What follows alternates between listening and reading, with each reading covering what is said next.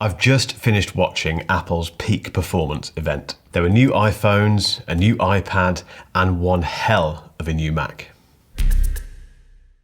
Hello and welcome back to Mark Ellis Reviews, and thank you for subscribing if you have, and if you haven't subscribed, the button is just down there. So the peak performance Apple March event has just finished, and as always, I've got a bunch of indecipherable notes that I need to wade through over the next few weeks to try and make sense of it all. Once I've done that, I'll give you my full considered reaction.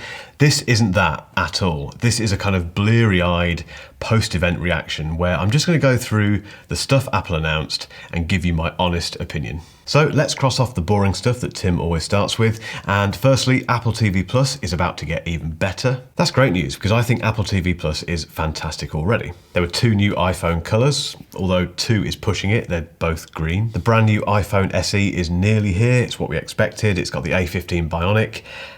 That's pretty much it. Next year, this thing needs a redesign, 100%. Oh, and it's got 5G. And there's a new iPad Air with an M1 chip in it. I could not care less. I really don't care. It's just the most pointless thing. It was pointless putting it in the iPad Pro. They've just done it because they can. Fair enough, why not? You might as well, but it's going to have no measurable benefit for users. Oh, and that's got 5G as well. Let's just get to the Macs.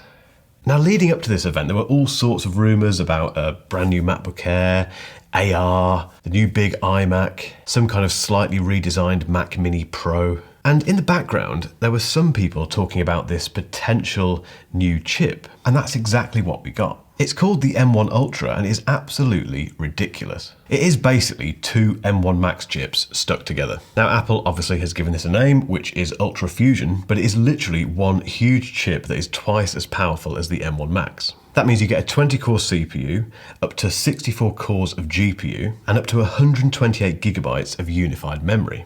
Oh, and 800 gigabytes per second memory bandwidth. And Apple tells us that this chip is designed with 3 things in mind, which is low latency, power efficiency, and massive bandwidth. So what do all those numbers give you? Well, it's quite straightforward, although mind-blowing.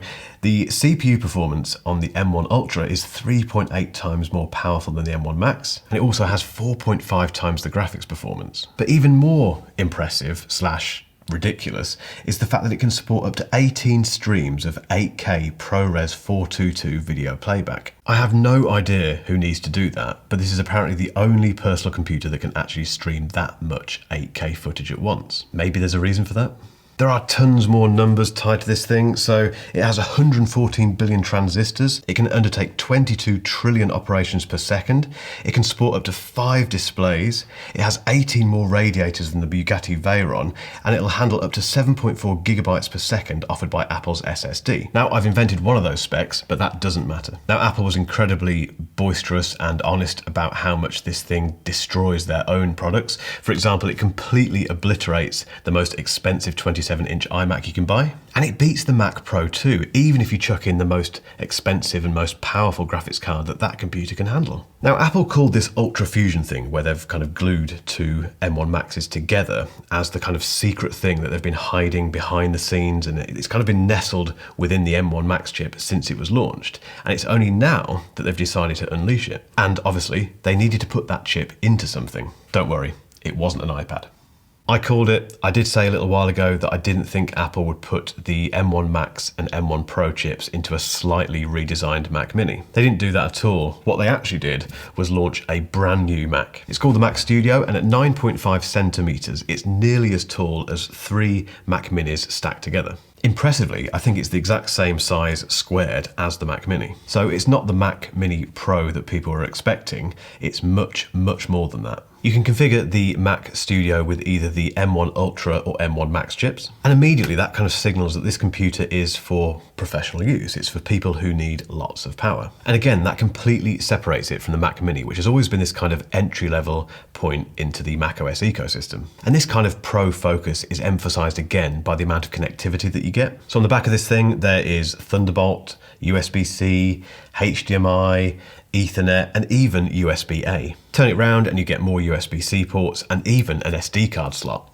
And this thing can even drive up to 4 Pro Display XDRs. But they did make a huge point about the thermal efficiency of this. They're never going to paint themselves into that thermal corner like they did with the Mac Pro. So it's got a double-sided blower, but also these kind of holes everywhere underneath it that kind of let the air flow through sufficiently. And if you were like me, you were probably watching this announcement thinking this ain't going to be a cheap computer. It's not. So the base model of the Mac Studio features the M1 Max, 32 gigabytes of unified memory and 512 gigabytes of storage. That costs $1,999. And if you want to go up to the M1 Ultra version, that will set you back $3,999. And it's important to remember that just like the Mac Mini, this is a headless computer. All you get is the box and a power supply. There's no monitor, there's not even a keyboard and mouse.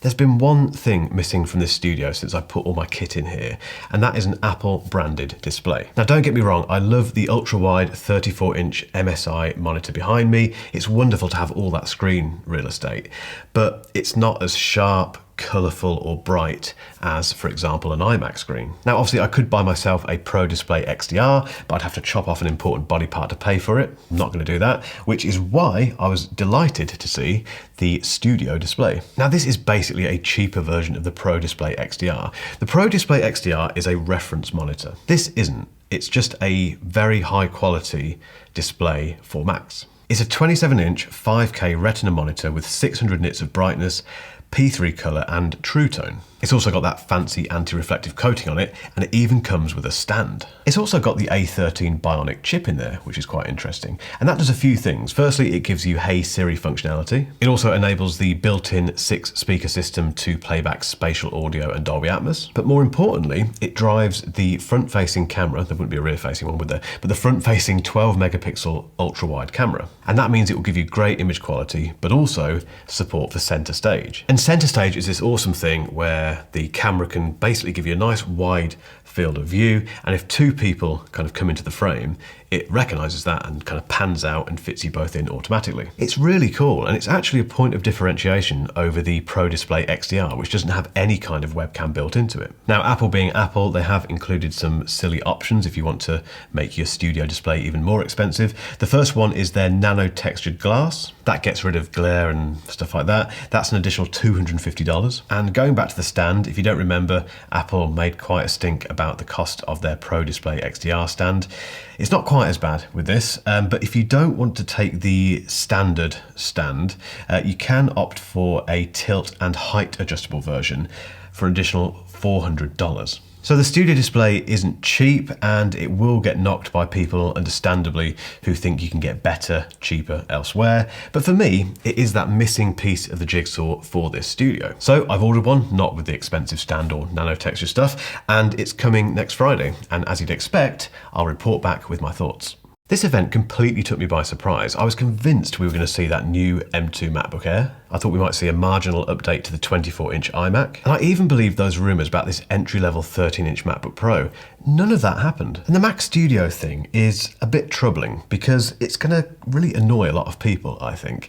People who've been waiting for ages for the brand new big iMac. This is kind of that, but it's a massively more expensive, complicated version of it. The Mac Studio is for a very defined audience. It's not for people, I don't think, who have been looking to upgrade their 27-inch iMac. Equally, all of those people who wanted a kind of slightly redesigned but more powerful Mac Mini, there was nothing there for them. Now, I need some time to get my thoughts in order about this and come back to you with some more rounded opinions on what Apple announced today. But in the meantime, I'd love to know what you thought about the Peak Performance event. Were you disappointed, excited, surprised? Let me know in the comments. If you need to cool down a little bit after all that M1 Ultra talk, keep watching for a link to a video I did recently where I compared the iPhone 13 Pro Max against the Galaxy S22 Ultra. But until next time, thank you so much for watching, and I'll catch you next time.